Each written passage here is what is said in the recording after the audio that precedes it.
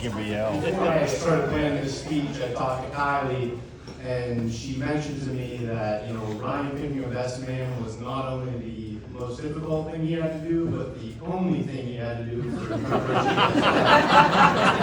So he had to put a lot of thought into it. So, first thing he did, he's like, well, maybe I'll ask my smartest friend to do my best man. But he said no. And then he's like, well, what about my best looking, friend? That should be a good best man. But again, he got denied.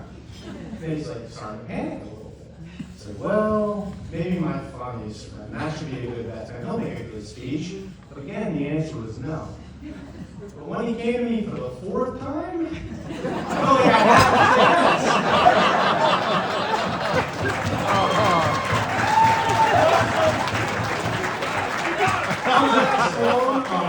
I've been best friends with Ryan since probably either one of us can really remember. We grew up together, got to go through high school together, spent a lot of good, hard-working hours at the sewage plant in the summer, and it's culminated to, really, a great friendship overall. But I'd like to trace back to, I use the term best friend, but I think a lot of us up here and a lot of people out there would also refer to Ryan as their best friend, and that's just the kind of guy that Ryan is. He's the guy, that's always there, and the guy you want in the corner all the time. For me and Ryan especially, we've been through a lot of highs in life, but we've also been there for each other in a lot of lows of life, and I think all of us here today are extremely lucky to have someone like here, in our life, and for that we all should be grateful for it. Now, I also think that a lot of us up here had the pleasure of playing sports with Ryan sometime throughout our lives. Ryan, growing up, was probably my best teammate, looking back at all the people that I played with. He was very disciplined, very determined and passionate, and he was very well respected by every single person on the team. And coincidentally, I think that's what's going to make him such a great husband. He's extremely loyal to the people that he loves, and he'll do anything for the people that he cares about. And for that, I think that we're all extremely lucky to have a guy like that in our life. But speaking of love, I think probably all of us up here at one point in time were a little bit worried about Ryan having enough space for any more love in his life with the love of the Pirates. And so who I think are covering right now. And I hope so. The two-time Super Bowl defending Kansas City Chiefs. How about them two? But then enter Kylie. Look at her. Doesn't she look beautiful to everybody? Let's give her a round. I've always had the pleasure of knowing Kylie through mutual friends, but no one ever really talked about her as much as this guy right here. So, Ryan had feelings for Kylie for quite some time, and it just never really seemed to work out. And, he played the long game. Look where we're at now. So, and I joke with him now that, Ryan waited all this time, and whenever it came to actually proposing to her, he actually couldn't wait. So most of the family knows the story about, the proposal with the graduation party, and Ryan had a whole elaborate plan planned out for him and Kylie basically to get engaged. He had a bat made by BWP that says, "Will you marry me?" She was going to open it, she was going to read it, he was going to drop down. He couldn't even wait till she got it out of the box. He didn't wait to go right there.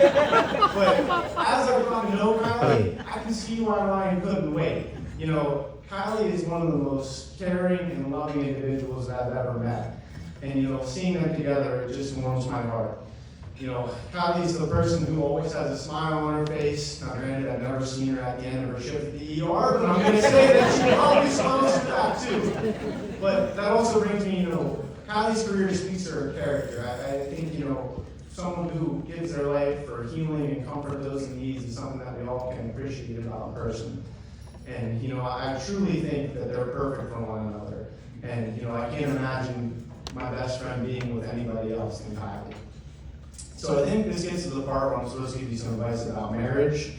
But as you can see, I'm a little bit lacking in that department. But what I'm not lacking as an optometrist is a lot of elderly patients. And those elderly patients have been in marriages for a long, long period of time. So, know, for the last 6 months, I've been asking them, what's the secret? You know, what makes a good marriage? So I'd like to share with you a couple things that they've mentioned to me. So one thing is never lose your butterflies. So the way you guys felt on the first date, the way you guys have felt all day today and at the altar, never lose that. Continue to do those small things with each other that you love to do.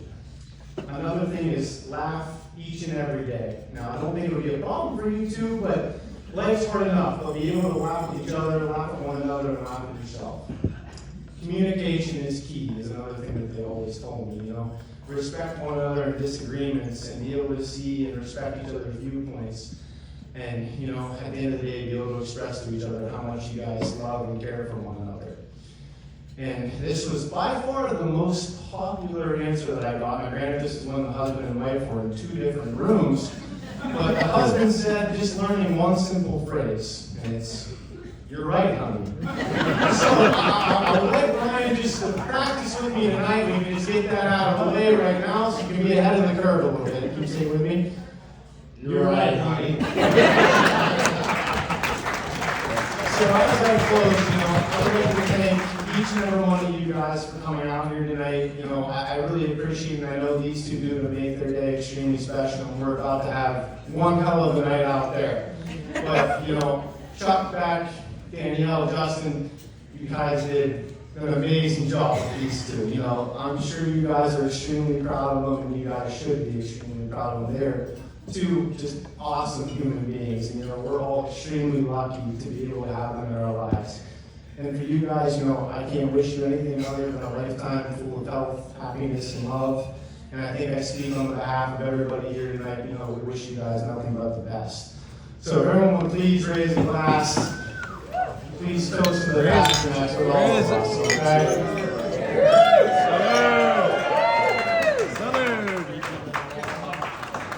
Tonight's toast, everybody. Let's give them both a nice big hand. Allison and Zach.